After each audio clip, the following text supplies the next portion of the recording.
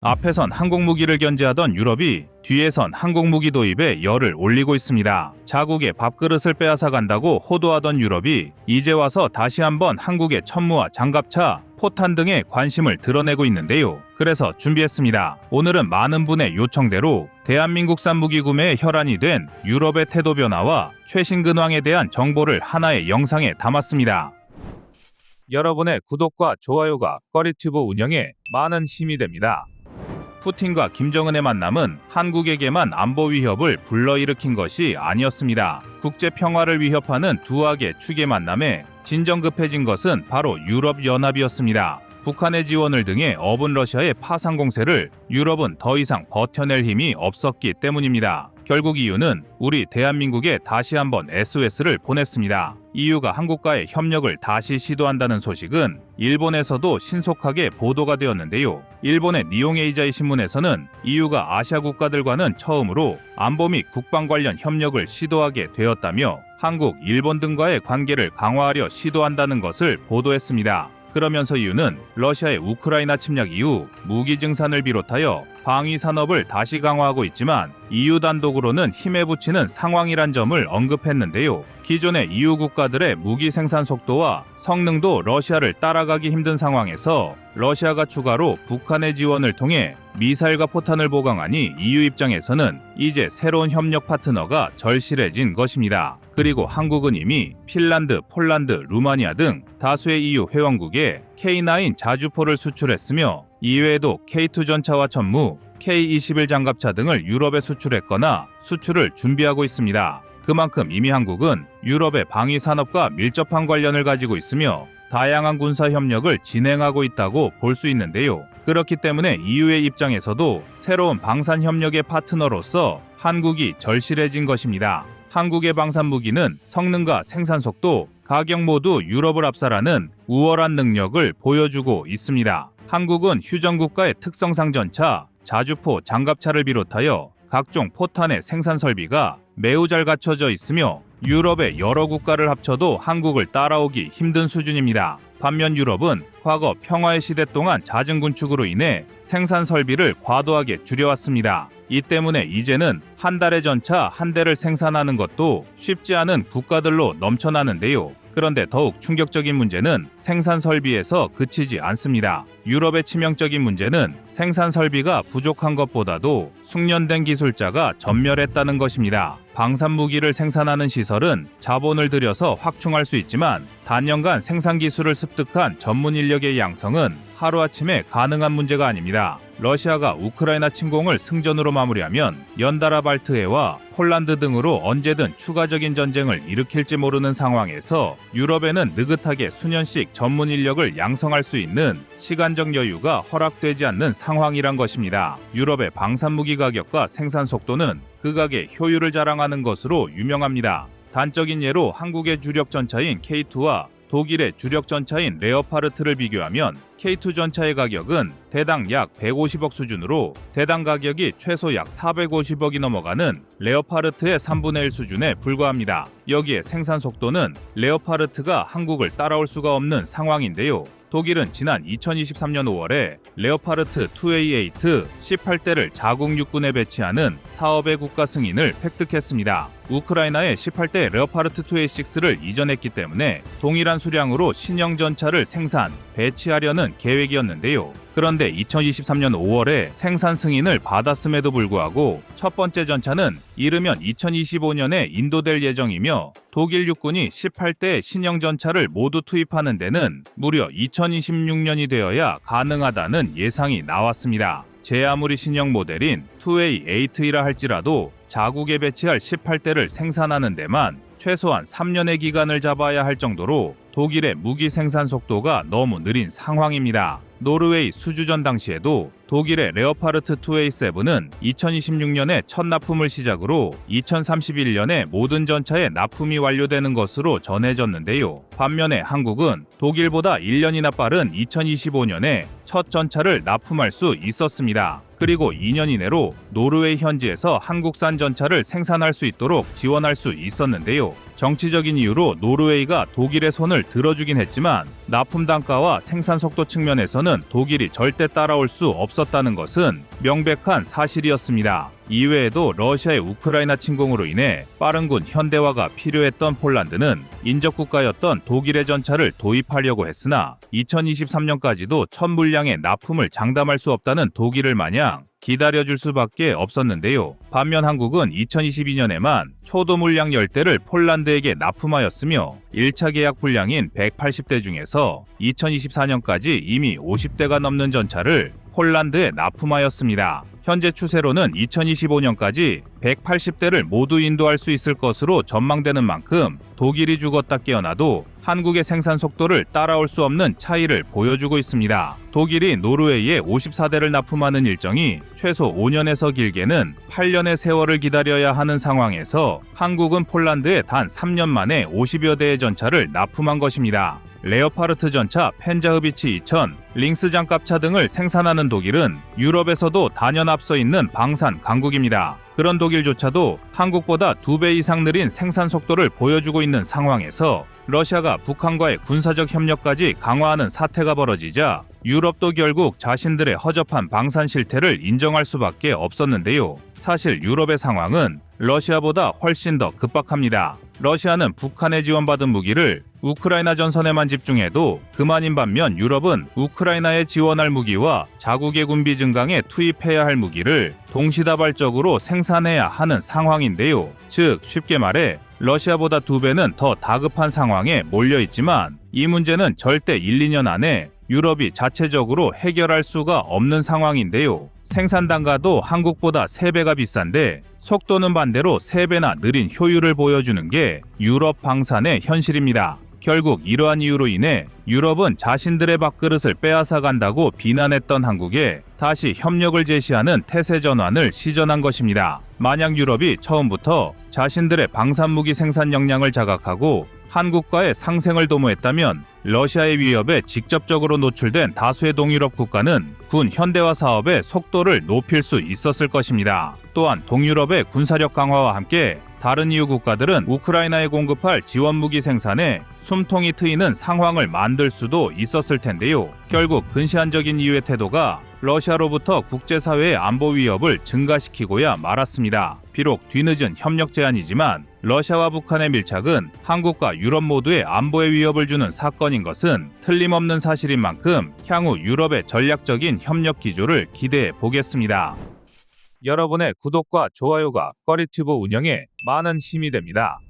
한화의 전시 부스는 방산박람회 BSDA 2024의 최대 화제거리였습니다. BSDA는 루마니아 국방부가 주최하는 흑해 지역 최대 방산 우주 항공전시회로 400개 기업이 참가한 박람회에서 한화는 처음 참가한 주목받지 못하는 신생회사나 마찬가지였습니다. 그러나 한화는 루마니아군의 현대화 계획 요구에 완벽히 부응한 레드백 보병 전투 차량을 시작으로 자주포 생태계 최강자 K9을 비롯해 K10 탄약 보급 차량, 유무인 차량용 전술 유도 미사일 등 다양한 제품을 선보였는데요. 나토 동맹국 폴란드, 튀르키예, 노르웨이, 핀란드, 에스토니아 등이 사용하는 무기체계 K9은 현재 K10 탄약 운반차와 함께 자주포 패키지를 만들어 루마니아 국방부와 협상을 진행 중입니다. 그러나 이번 전시회 다크호스로 주목받는 제품은 다연장 로켓 천무와 발사대 키트였습니다. 한화에어로스페이스는 이번 행사에서 중동부의 유럽 국가들을 대상으로 천무가 구소련의 122mm 로켓탄 등 다탄종을 적용할 수 있다는 점을 강조했으며 현지 무기 체계와의 호환성을 어필했는데요. 특히 한화에어로는 이번 전시회를 통해 K239 천무, 다연장 로켓 사용자 클럽을 만들고 타사 탄약을 시스템에 통합할 계획으로 보입니다. 한화에어로의 비즈니스 개발 담당 부사장인 피터 J. 케이벤은 이번에 조성되는 클럽은 K9 자주포 사용자 클럽에서 착안하였으며 운영 방식도 유사한 것으로 알려졌는데요. 이번 협의체 역시 각국 운영 시스템의 대표가 모여 다양한 경험과 모범 사례를 공유한다고 합니다. 이부한 한화에어로스페이스 유럽법 인장 역시 무기체계 수출은 개별 기업의 이익을 넘어 전략적 동맹관계 구축으로 대한민국 안보에 이바지하는 것이라며 자신감을 내보였습니다. 한화는 이번 전시회를 통해 검증된 무기체계인 K9 자주포와 레드백, 천무가 한국이 유럽 안보의 든든한 동반자임을 다시 한번 확인해 주었으며 특히 K9의 성공 사례에 힘입어 하이마스를 누르고 유럽 시장의 천무 생태계를 구축하려 하고 있습니다. 그동안 하이마스가 성공했던 이유는 미국과 나토군의 니즈가 어느 정도 공통되었다는 점도 있는데요. 1990년대 말에 미군은 세계의 경찰로 적을 찍어 누르는 전면 전용 무기가 아닌 세계 어디든 신속하게 개입할 수 있는 기동성 갖춘 무기 체계를 원했습니다. 따라서 미군은 지상전 화력의 정점 MLRS를 가볍게 만들어야 했고 그렇게 탄생한 것이 바로 하이마스입니다. 여기에 하이마스의 태생적 한계가 노출되고 만 것인데요. 전술했듯 하이마스는 M270을 경량화한 무기체계로 기존 M270의 발사관을 반으로 줄여 6발만 탑재했기에 파괴력이 부족할 수밖에 없었습니다. 반면 대한민국 천무는 파괴력을 위해 태어난 무기입니다. 천무는 M270 하이마스를 대체하기 위해 국군이 개발한 무기체계로 M270처럼 12발의 로켓탄을 탑재할 수 있고 때에 따라 우리군이 운용하던 130mm 로켓탄 40발을 퍼부을 수도 있습니다. 속도와 기동성 역시 하이마스에 필적합니다. 하이마스처럼 차륜형으로 개발된 천무는 도로에서 시속 80km의 기동성을 발휘, 빠른 전개와 후퇴가 가능합니다. 이를 러시아군의 위협에 맞선 나토군의 측면에서 보면 천무의 장점이 더욱 부각됩니다. 나토군이 상대할 러시아군은 중무장한 기갑부대이므로 기동성보다는 화력과 파괴력을 우선시할 수밖에 없습니다. 또한 미군과 달리 나토군은 편성 목적 자체가 자국 영토 방어입니다. 하이마스의 수송기 탑재 능력은 아무런 쓸모가 없는 것입니다. 물론 천무 대비 하이마스의 장점도 있습니다. 하이마스는 사거리 300km, 직경 610mm인 전술지대지 유도탄 에이테킴스를 사용하는데요. 한국의 천무는 사거리가 그보다 짧은 80km 수준의 K239 유도 로켓이 전부입니다. 천무에 탑재할 전술지대지 미사일이 아직 완성되지 않았기 때문인데요. 이는 어디까지나 현재를 기준으로 했을 때이고 대한민국은 한국형 전술지대지 미사일 KT즘-1을 개발하며 얻은 노하우를 바탕으로 에이테킴스 플러스급의 KT즘-2를 개발 중입니다. 여기에 한 번에 4발을 발사할 수 있는 천무투용 400mm 미사일을 준비 중입니다. 그 때문에 폴란드는 하이마스와 천무라는 3개의 명기, 2개의 다연장 로켓 체제를 모두 운용하려 하고 있습니다. 더구나 폴란드는 미국으로부터 받기로 한 500문의 하이마스를 마냥 기다릴 수 없는 상태인데 하이마스는 납품 시기도 요원한 상태입니다. 납기가 늦어지는 큰 원인은 하이마스의 인기에 제대로 수급이 이뤄지지 않기 때문입니다. 중동과 대만 등 하이마스를 요구하는 국가는 전쟁 전보다 늘어났는데요. 세계적인 수요 증가로 미국은 하이마스의 생산량을 크게 늘렸지만 아직도 공급이 수요를 따라잡지 못하고 있습니다. 특히 지난해부터 대만은 미국의 하이마스의 추가 수출을 요청한 상태인데요. 중국을 견제하기 위해서라도 미국은 대만을 우선 보급국으로 생각할 수밖에 없습니다. 따라서 폴란드 처지에서는 미국이 과연 제때 하이마스를 전해줄 수 있을지 의문이 들 수밖에 없습니다. 그리고 이 문제는 러시아와의 국경선이 코앞인 폴란드에 국가의 존립이 달린 중요한 문제일 수밖에 없습니다. 휴전이 임박한 줄 알았던 우크라이나 전선은 더욱 뜨겁게 불타올랐고 러시아 역시 침략 전력을 더욱 강화하고 있습니다. 여기에 과거 폴란드와 악연이 많은 독일도 재무장을 시작한 것인데요. 물론 방어가 목적이라고는 하지만 과거 아픔이 있던 폴란드로선 긴장할 수밖에 없습니다. 그러나 폴란드는 이미 러시아를 막아주는 방패, 우크라이나에 상당량의 무기를 공유한 상태로 무기고는 텅 비어 있습니다. 그래서 납기가 빠르고 정확한 한국산 무기 체계를 병행하기로 한 것인데요. 나치 독일이라는 절대 잊을 수 없는 사례가 있기 때문입니다.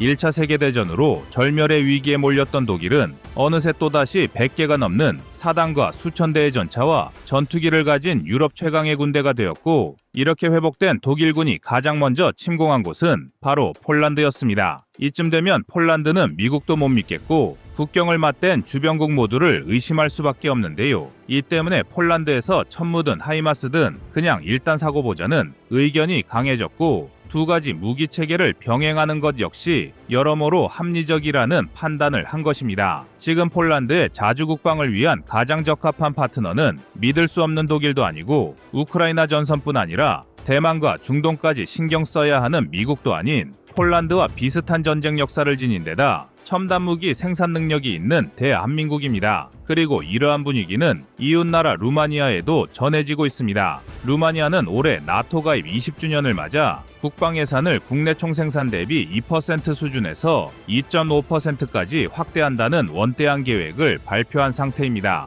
특히 2032년까지 399억 달러 한화 55조 원어치의 무기를 도입하겠다는 세부 계획도 세워놓고 있는데요. 루마니아 정부가 도입하려는 무기 체계는 자주포와 장갑차 신규 유도 무기로 거의 모든 분야의 위시리스트에 한국산 무기가 리스트업된 사실은 공공연한 비밀이라 할 수 있겠습니다. 글로벌 시장에 등장하자마자 대박을 터뜨린 천무 소식은 유럽 방산업계선 신선한 충격으로 받아들이고 있는데요. 그러나 군사무기의 정통한 현지 전문가들 사이에선 천무의 약진이 전혀 이상한 일이 아니며 오히려 경쟁군의 제품 중에서 가장 우수한 성능의 방산 무기라는 평가를 받고 있습니다. 국제방산 시장에서 무기 체계는 다양한 항목을 평가받고 검증받기 마련이며 가장 우선적인 부분이 성능이겠지만 가격과 평판도 중요한 요소입니다. 여기에 제조국의 신뢰도 역시 고려하지 않을 수 없습니다. 전술했듯 폴란드를 시작으로 유럽에 빠르게 보급 중인 천무는 실전에 투입되면서 그 가치가 더욱 높아지고 있는데요.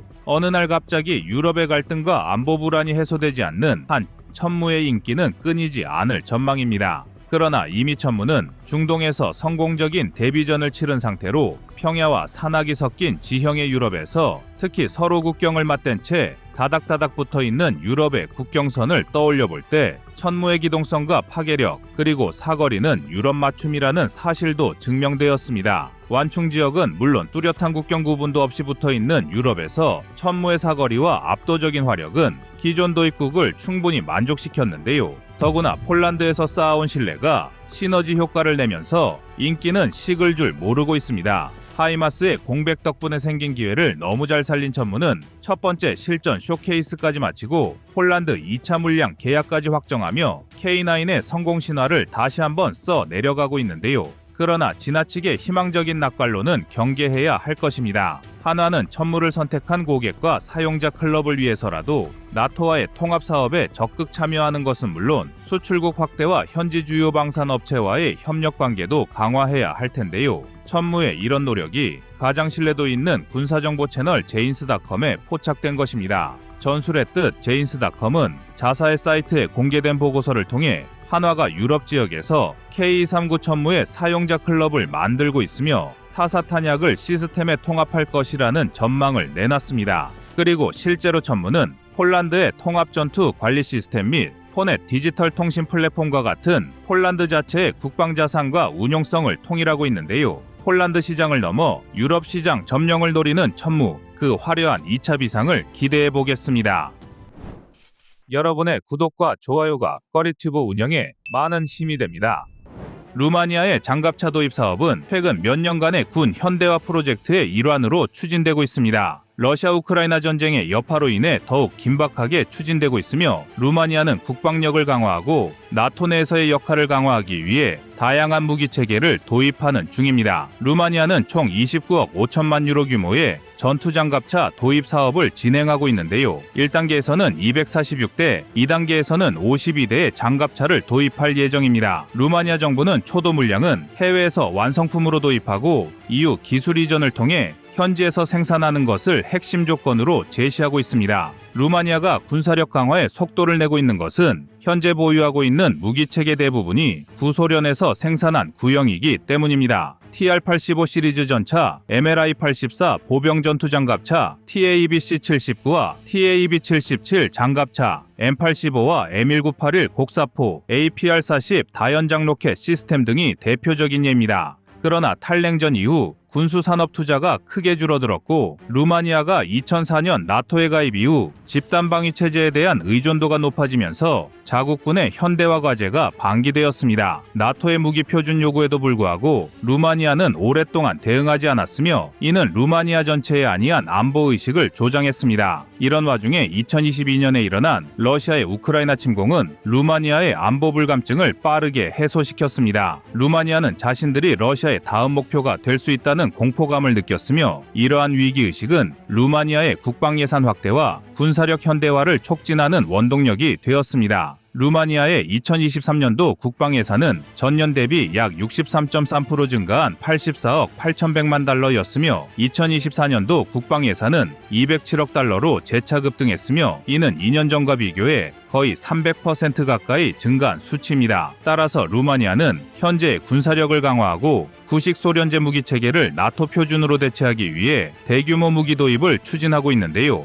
여기에는 한국의 무기 체계가 큰 역할을 하고 있습니다. 루마니아는 K9 자주포 53문과 K10 탄약운 반차 36대를 도입하기로 결정했고 그 이전엔 신궁을 도입했으며 K2도 루마니아 수출을 노리고 있는데요. 레드백까지 루마니아의 문을 두드리고 있는 것입니다. 하지만 레드백이 루마니아에 손쉽게 무혈 입성하지는 못할 것 같습니다. 이번 사업에서 한화에어로스페이스가 개발한 레드백과 함께 여러 경쟁 모델들이 경합을 벌일 것으로 보이는데요. 바로 AJAX와 CV90입니다. 그럼 지금부터는 레드백의 경쟁 상대가 될 기종들에 대해 살펴보겠습니다. AJAX는 제너럴 다이나믹스의 영국자 회사가 개발한 최신형 장갑차로 다양한 전술적 임무를 수행할 수 있도록 설계되었으며 영국군의 차세대 장갑차로 채택되었습니다. 전투 중량은 약 38톤이고 엔진은 MTU 600kW 디젤 엔진을 탑재하고 있습니다. 최대 속도는 도로에서 70km/h, 오프로드에서 40km/h이며 승무원 3명을 포함해 모두 7명이 탑승 가능합니다. 무장은 40mm CTA 인터내셔널 CT-40 기관포 7.62mm 동축 기관총을 탑재하고 추가로 대전차 미사일을 탑재할 수 있습니다.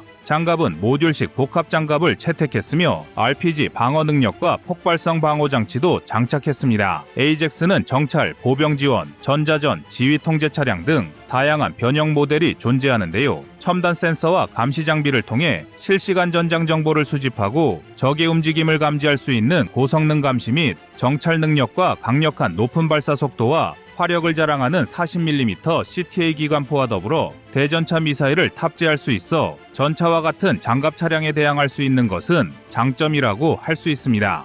그러나 AJAX는 루마니아 장갑차 도입 사업에서 가장 먼저 제외될 것이라는 예상이 나올 정도로 많은 단점을 가지고 있습니다. 우선 개발 및 도입 비용이 매우 높고 유지 보수와 수리가 복잡한 것으로 알려져 있어 이런 점이 다시 또 운영 비용을 증가시킨다는 악순환으로 연결됩니다. 그리고 기동성과 편의성은 그야말로 치명적이라고 할 수 있는데요. 전투 중량이 38톤에 달해 일부 지형에서의 기동성에 제한이 있을 수 있습니다. 이는 특히 산악 지형이나 좁은 도로에서 문제로 작용할 수 있습니다. 또한 진동이 심해 차체에 균열이 발생하고 심지어 탑승한 병력들의 청각에 이상을 발생시킬 정도입니다. 이에 반해 CV90은 레드백과 함께 치열한 경쟁을 펼칠 것으로 예상되는 기종입니다. CV90은 스웨덴의 방상이업 BAE 시스템즈 해글룬즈가 개발한 보병 전투차로 다양한 전술적 요구를 충족시킬 수 있는 다목적 장갑차입니다. 전투 중량은 약 35톤이며 엔진은 스카니아 DS14 디젤 엔진을 탑재하고 있습니다. 최대 속도는 도로에서 70km/h, 오프로드에서 40km/h입니다. 승무원 3명 이외에 15명의 보병 탑승이 가능하며 무장은 30mm 또는 40mm 보포스 자동포, 7.62mm 동축 기관총을 장착하고 대전차 미사일도 장착할 수 있습니다. CV90은 강력한 엔진과 서스펜션 시스템을 통해 다양한 지형에서 높은 기동성을 발휘하는 것으로 알려져 있고 모듈식 복합 장갑과 RPG 방어 시스템을 통해 다양한 위협으로부터 승무원과 보병을 보호합니다. 또한 지뢰 및 IED 방어 능력이 뛰어나 도로변 폭발물로부터의 생존성이 높은 편입니다. 특히 CV90 장갑차는 BAE 시스템즈가 판권을 보유하고 있어 유럽 내에서 생산 및 유지 보수가 용이합니다. 이는 부품 조달 및 유지 보수에서 큰 이점을 제공하며 루마니아와 같은 유럽 국가들에게는 중요한 고려 사항이 될 것 같은데요. 방위 산업이 파탄 지경에 이른 유럽 내에 생산 라인이 아직 남아있는 기종이라 긴급 상황에서도 신속한 대응이 가능합니다. 여기에 이미 유럽의 여러 국가들에서 도입해 운영 중인 검증된 장갑차라는 것이 큰 경쟁력이라고 할 수 있습니다. 하지만 레드백도 이미 호주 장갑차 도입 사업에서 증명됐듯이 성능 면에서는 그 어디에 내놓아도 뒤지지 않는 결코 만만한 장갑차가 아닙니다. 그러나 레드백은 여러 핵심 부품이 해외에서 도입된 점이 수출의 장애물로 작용할 가능성도 있습니다. 이를 해결하기 위해 한화에어로스페이스와 국방과학연구소는 레드백 장갑차의 주요 장비를 국산화하는 개량 사업을 진행하고 있는데요. 레드백의 장갑을 국산화하고 무인 포탑을 추가하거나 K-21 장갑차 포탑을 개량하여 적용할 계획입니다. 또한 이스라엘에서 공급하는 아이언비전, 트로피 능동 방어 시스템, RCWS 원격 사격 통제 장치 등과 소음을 줄이고 연비를 높일 수 있는 고무 궤도도 국산화하여 적용할 예정입니다. 또 하나 문제가 있다면 호주 수출용 레드백을 루마니아에 제한하기는 어렵다는 것입니다. 루마니아의 장갑차 도입 예산이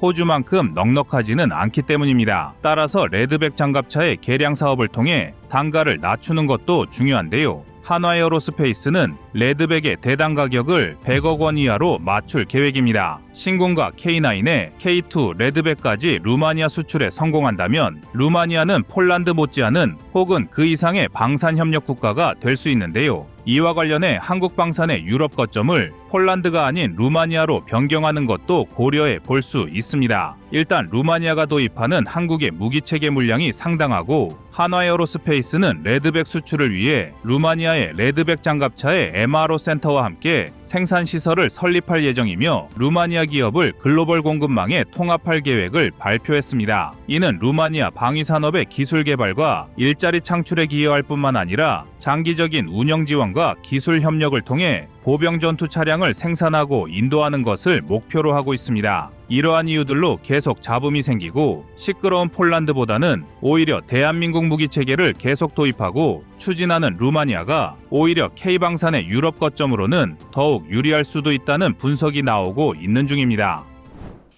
여러분의 구독과 좋아요가 꺼리튜브 운영에 많은 힘이 됩니다. 다음은 23년 12월 22일 레드백 비화 영상입니다. 최근 국내 방산업계에서 심상치 않은 소문이 돌고 있습니다. K9A2 자주포보다 레드백이 한 발 먼저 대한민국 무기체계에 영국 진출 신호탄을 쏘아올릴 수 있다는 주장인데요. 소문이 시작된 건 바로 호주였습니다. 얼마 전 호주는 우리 돈 약 3조 2천억 원 규모 129대 물량의 레드백 도입을 확정지었습니다. 사실 여기까지는 놀라울 게 없는 내용인데요. 대한민국 레드백과 독일 링스가 박빙의 승부를 펼쳤던 호주 차기 장갑차 도입 사업 일명 랜드400은 지난 2022년 상반기 우선협상 대상자 발표를 한 차례 연기하면서 끝까지 행방이묘연했습니다. 일각에서는 독일이 호주의 이례적인 페이백 시스템을 제한하는 등 레드백이 탈락을 높게 점치기도 했는데요. 하지만 대한민국은 월등한 레드백의 성능을 앞세워 철저하게 호주군의 수요에 맞추는 안성맞춤 전략을 구성했습니다. 뿐만 아니라 현지 생산이라는 장점을 10분 발휘해 생산협력업체를 호주 기업들로 구성하는 등 현지화 전략에 공을 들였는데요. 이에 우선협상 대상자로 선정된 레드백이 호주 시장에 진출하는 건 사실상 이미 예고된 계획에 불과했습니다. 분명 기쁜 소식이긴 하지만 시청자 여러분께 이미 관련 소식을 수차례 전달해드린 터라 따로 영상을 제작할 계획까지는 없었는데요. 그런데 이변이 일어났습니다. 호주의 레드백 도입에 때 아닌 영국이 끼어들기 시작한 것입니다. 여러분의 구독과 좋아요가 꺼리튜브 운영에 많은 힘이 됩니다. 최근 방위산업과 군사안보 분야의 가장 큰 화두는 국방비 증액 문제입니다. 미국의 대선 후보인 트럼프 전 대통령은 과거부터 나토를 비롯한 다수의 동맹국에게 GDP의 3%를 국방비로 지출할 것을 요구해왔습니다. 하지만 나토 가맹국의 상당수가 3%는커녕 2%에도 미치지 못하는 수준의 금액을 국방비로 지출하고 있는데요. 나토는 2014년에 GDP의 2%를 국방비로 지출하는 데 합의했지만 2024년 기준 32개국 중 23개국만이 목표 금액을 지출하고 있습니다. GDP 대비 2%의 국방비를 지출하는 나라조차도 약 71%에 머물러 있는 현재 상황에서 방위비를 GDP의 3%까지 지출하라는 트럼프의 요구 조건은 쉽사리 달성되기 어려운 모양새인데요. 이러한 상황에서 폴란드가 먼저 총대를 매기 시작했습니다. 폴란드는 2025년도 국방 예산을 무려 GDP의 5%까지 할당할 예정이며 나토의 통계에 따르면 폴란드의 국방 예산은 320억 유로, 한화로 약 48조 원을 넘길 것으로 예상됩니다. 2024년을 기준으로 한국이 약 60조 원, 독일이 약 80조 원, 프랑스가 약 67조 원을 사용하는 것과 비교했을 때 상대적으로 경제 발전이 뒤떨어지는 폴란드에서 50조에 육박하는 국방 예산 지출은 결코 적은 금액이 아닙니다. 여기에 뒤이어 영국도 국방 예산 지출을 늘리기로 결정했습니다. 영국은 2030년까지 GDP의 2.5%를 국방비로 지출할 것을 발표했으며 한화로 약 156조에 육박하는 금액입니다. 예정대로 국방비 증액이 완료되면 기존보다 약 35조 원 이상을 더 확보할 수 있으며 트럼프가 요구하는 수준의 퍼센트는 아니지만 상당히 많은 금액의 국방 예산을 투입하면서 군비 확장 경쟁에 가세한 것인데요. 그리고 이러한 유럽의 군비 확장은 대한민국의 방위 산업의 절호의 기회가 될 수 있습니다. 다수의 유럽 국가가 국방 예산을 증액하는 것은 우크라이나에 대한 무기 지원으로 생긴 전력 공백을 메우고 자신들의 신형 무기도 신속하게 보충해야 하는 두 가지 문제 때문입니다. 이는 다시 말해 새로운 무기 도입과 구매를 이중으로 해야 한다는 것을 의미하며 이러한 유럽의 안보 위기는 곧 다수의 무기 수출을 시도하고 있는 대한민국에는 호재로 작용합니다. 특히 영국의 방위비 증가는 천무의 새로운 시장 진출로 이어질 수 있습니다. 영국은 다연장 로켓으로 약 30문의 M270 MLRS를 운용하고 있었습니다. 하지만 러시아가 우크라이나 침공을 개시하면서 최소 3문 이상의 M270을 우크라이나에 제공했습니다. 대규모의 다연장 로켓을 보유하지 않은 영국의 입장에서는 자신들의 다연장 전력 중 10% 이상을 우크라이나에 지원해준 격인데요. 당연히 줄어든 전력을 보강해야 하는 상황입니다. 줄어든 수량도 문제지만 여기에 더해 M270 MLRS는 1983년부터 실전 배치에 들어간 다연장 체계로서 노후화 문제도 무시할 수 없습니다. 또한 우크라이나가 2025년부터 대대적인 방역을 준비하고 있기 때문에 추가적인 무기 지원 가능성도 배제할 수 없는데요. 따라서 영국은 반드시 다연장 로켓 전력을 보강해야 하며 이 과정에서 대한민국의 K-39 천무가 얼마든지 시장 확대를 시도할 수 있습니다. 실제로 지금 유럽은 다연장 로켓에 대한 관심이 극에 달해 있는데요. 유로사토리를 비롯한 다수의 유럽 방산 전시회에서 한국의 천무가 여러 나라의 관심을 독차지하며 맹위를 떨치고 있습니다. 그리고 이러한 천무의 아성에 도전장을 내민 것은 독일의 라인메탈이 록히드 마틴과 손을 잡고 개발한 GMARS입니다. 러시아 우크라이나 전쟁에서 하이마스와 에이테캠스가 우월한 교전 능력을 입증하면서 유럽은 서둘러 다연장 로켓을 보강하려는 움직임이 두드러지고 있는데요. 하지만 GMARS는 2023년에 본격적인 개발 소식이 들려온 이후 2024년 6월에 실물이 정식 공개된 다연장 로켓입니다. 따라서 대규모의 양산 체제를 갖추고 유럽 국가들에 수출되기까지는 넘어야 할 산이 많습니다. 반면에 한국의 천무는 이미 폴란드 수출에 노르웨이와 루마니아 등 다른 유럽 국가에서도 도입을 검토하고 있습니다. 따라서 5년간 GDP의 2.5%까지 국방비를 증액하고 신속하게 최신 무기를 도입하려는 영국에게 천무는 최적의 선택지가 될 수 있는데요. 한국은 폴란드와 2022년에 처음으로 천무 수출 계약을 체결한 이후 2023년에 첫 다연장을 납품하였습니다. 그리고 2차 납품 계약까지 정상적으로 마무리된다면 2027년까지 200대가 넘는 천무가 폴란드에 납품될 예정입니다. 계약 체결부터 무기 납품이 단 5년 만에 완료가 가능하다는 것은 2025년부터 2030년까지 국방비를 증액하고 신무기 도입을 추진하려는 영국에게도 최적화된 방산 프로세스를 제공합니다. 영국이 30문 정도의 다연장 로켓을 전량 교체한다고 가정했을 때 필요한 예산은 약 1조 원 정도입니다. 증액되는 국방 예산의 약 3% 정도에 불과한 비중을 차지합니다. 결국 영국의 입장에서는 기약 없는 독일제 GMARS를 기다리는 것보다 예산 증액의 시작과 동시에 한국의 천무를 곧바로 도입하는 것이 우크라이나에 대한 무기 지원과 자신들의 군전력 확충에 가장 효율적인 방안입니다. 여기에 폴란드의 국방 예산 증액도 대한민국의 방위 산업에는 큰 도움이 될 수 있습니다. 한국 방위 산업에서 가장 큰 고객은 폴란드였습니다. 하지만 최근 들어 폴란드는 과도한 금융 지원이나 절충 교육 요구로 인하여 한국과의 방산 신뢰도가 예전 같지는 않은 모습을 보이고 있습니다. 무기 거래 과정에서 장기간의 차관을 활용하여 무기를 구매하고 장기간에 걸쳐 상환하는 방식은 미국을 비롯하여 대다수 국가에서 사용하는 지극히 가장 기본적인 방식이지만 폴란드는 그 과정에서 적지 않은 금액을 요구하면서 문제가 되었는데요. 하지만 폴란드가 단 1년 만에 GDP 대비 국방 예산을 1% 이상 증액할 정도로 공격적인 군비 확장을 보인다면 남아있는 수출 물량에 대한 계약 마무리가 조속히 이루어질 수 있을 뿐만 아니라 2차 계약 체결 과정에서 금융 지원 비중을 조정할 수 있습니다. 2024년 대비 2025년의 폴란드 국방 예산은 최소 7조 원 이상 증액이 되는데요. 이 정도의 예산 증액이라면 단순 수치만으로는 K2 전차의 2차 계약 물량인 800대 중에서 430여 대 이상을 구입할 수 있는 수준의 예산 증액입니다. 폴란드 측에서 증액된 예산 전부를 K2 전차 구매에만 투입하지는 않겠지만 폴란드가 1년 만에 7조 원 이상의 국방비를 증액하는 것은 자연스럽게 한국에 대한 과도한 지원 요구를 줄이면서 안정적인 무기 납품의 밑거름이 될 수 있습니다. 이외에도 발트 3국 역시 꾸준히 국방비 증액을 시도하고 있으며 이 중에서도 특히 주목할 나라는 리투아니아입니다. 발트 3국은 모두 작은 군대 규모를 가지고 있지만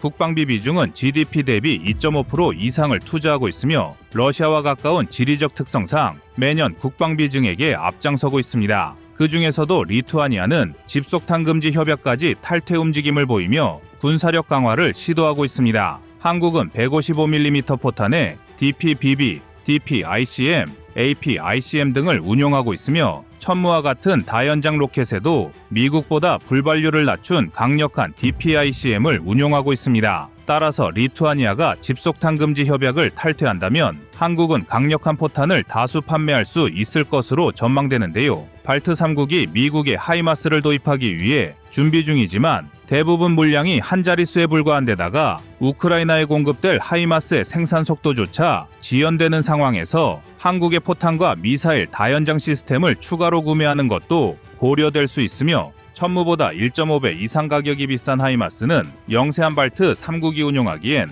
비용 부담에서도 적합하지 않기 때문에 국방비 증액이 커질수록 한국에는 수출 기회가 더욱 늘어날 수 있습니다. 현재 미국의 대선 결과에 따라 한국 방산이 위기를 맞이할 수 있다는 분석과 기회가 될 수 있다는 분석이 팽배한데요. 만약 트럼프가 바이 아메리칸 기조를 밀어붙인다면 그만큼 한국 방위 산업이 진출할 수 있는 시장이 줄어들 것이란 우려와 함께 나토나 다른 미 동맹국이 국방비를 증액하면 그만큼 무기 도입 규모를 증가시키는 과정에서 한국의 방위 산업도 시장 확대를 시도할 수 있을 것이란 의견이 나오고 있습니다. 위기는 기회라는 말처럼 유럽의 안보 위기와 국방비 증액은 우리 대한민국의 방위 산업에는 더할 나위 없이 좋은 기회가 될 수 있습니다. 폴란드와 영국으로부터 시작된 군비 확장이 대한민국의 세계 방산 시장 4위 진출의 원동력이 되기를 기대해 보겠습니다. 이상 꺼리튜브였습니다.